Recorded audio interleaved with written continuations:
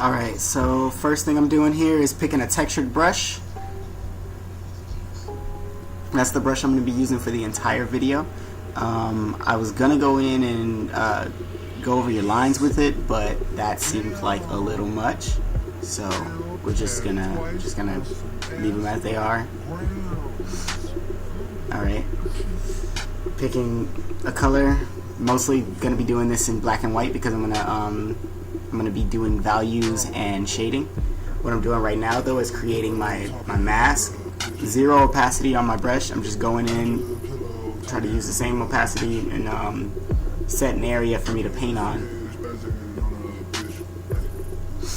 I'm also making sure to get the lines while I do this. While it doesn't exactly look like that, I am going underneath the lines too, so that when I start coloring, I'm affecting the color of the lines.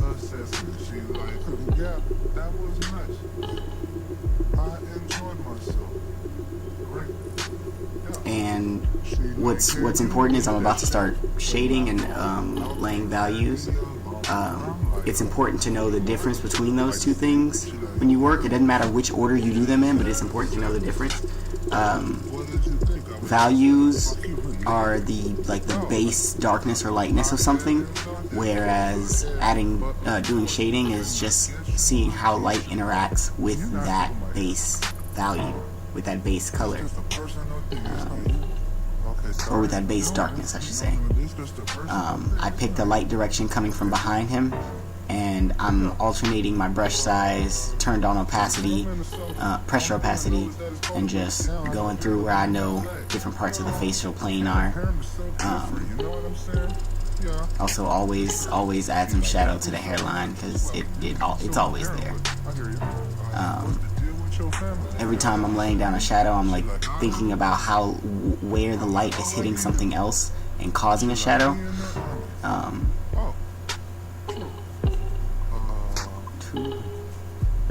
And also the texture of the item that I'm adding shadow to. So that little fur part right there got the treatment it got because it is fur.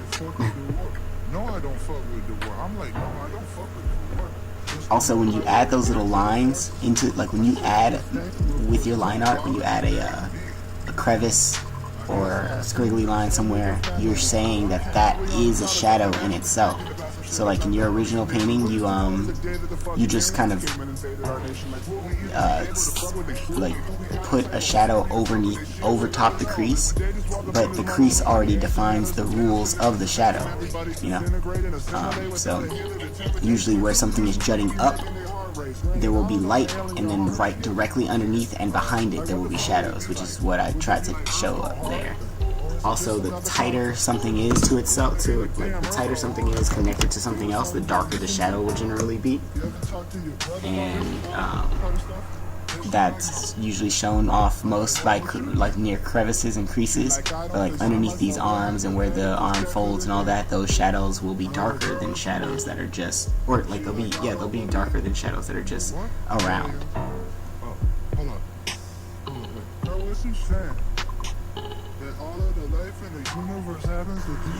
Also, I want it to be known that I am using different brush modes, not layer modes, but different brush modes to get the effects that I want.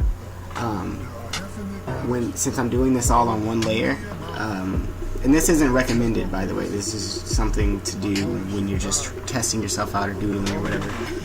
But while I'm applying these shadows, they're all made from the same base color. I'm using that same gray that I first started with. I just changed the brush mode to multiply to do shadows, and then when I want to erase per se and go back to that base color, I go back to normal, and then it applies that very first color back onto over the shadows, and it just erases the shadow. If I want to lighten it up, I'll use overlay, which I'll be doing later, and color dodge, which I'll be doing later. Also, I have the smoothing on. That is annoying when you're not doing lines. When you're doing color, smoothing is annoying, so go ahead and just remember to turn that off. Another thing to note about the shading and the lighting in this image, or just in most images that you do in general, you want to create a sort of gradient of light coming from the source over the subject that it's affecting, you'll notice that the left half of the image will be darker overall than the right half. And that's just because it's further away from the light, or it's more obstructed from the light than that side is. But it'll also be getting more highlights on that side, or more backlighting on that side, to keep it interesting.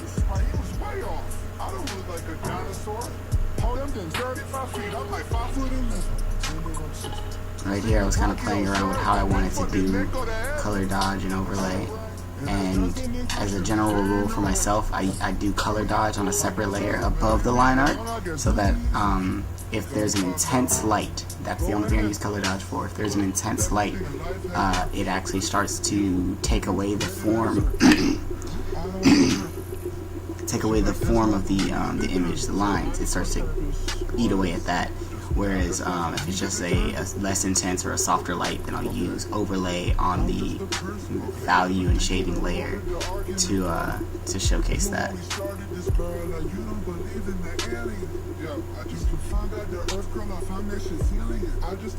To keep things interesting, just make sure that you're using backlighting to counter your more intense shadows. This makes the piece a little bit more three-dimensional.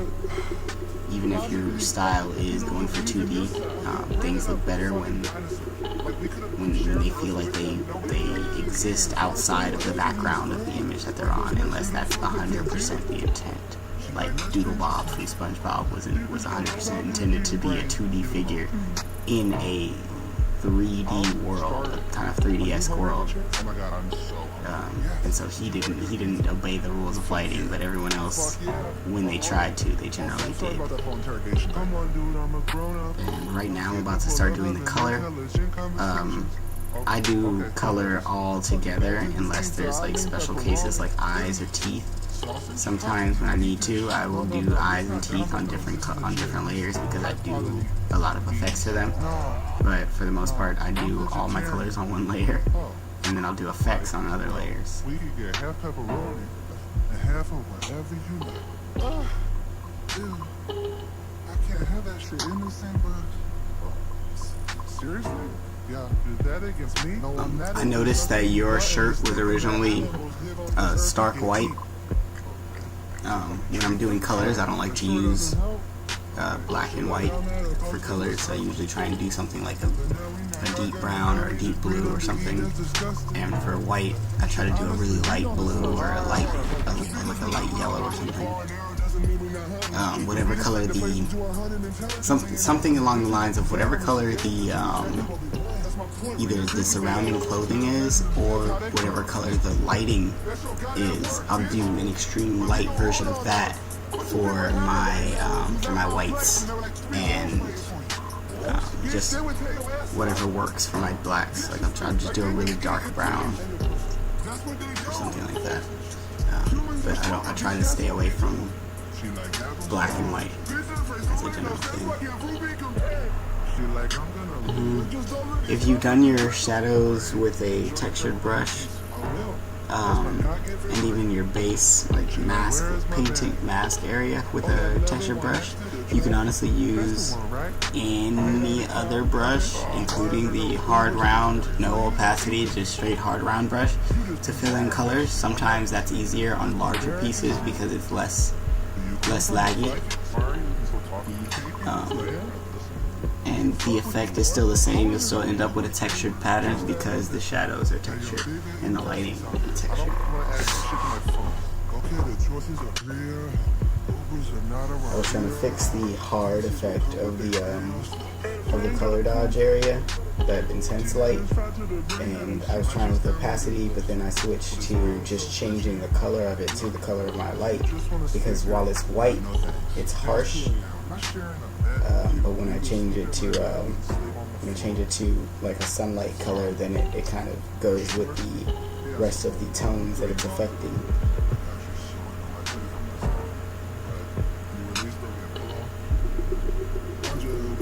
top of that, I'm gonna add like a kind of filter.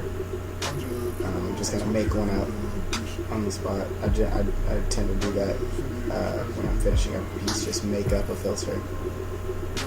And for that, you just make an entirely new layer, get the fill brush, fill the layer with that color, change it to color mode or overlay or soft light, whatever effect gives you something that you like.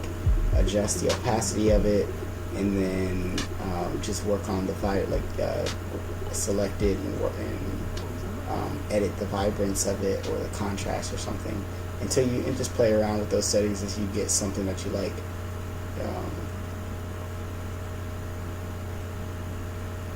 And that's about it. That's the finish of the piece right there.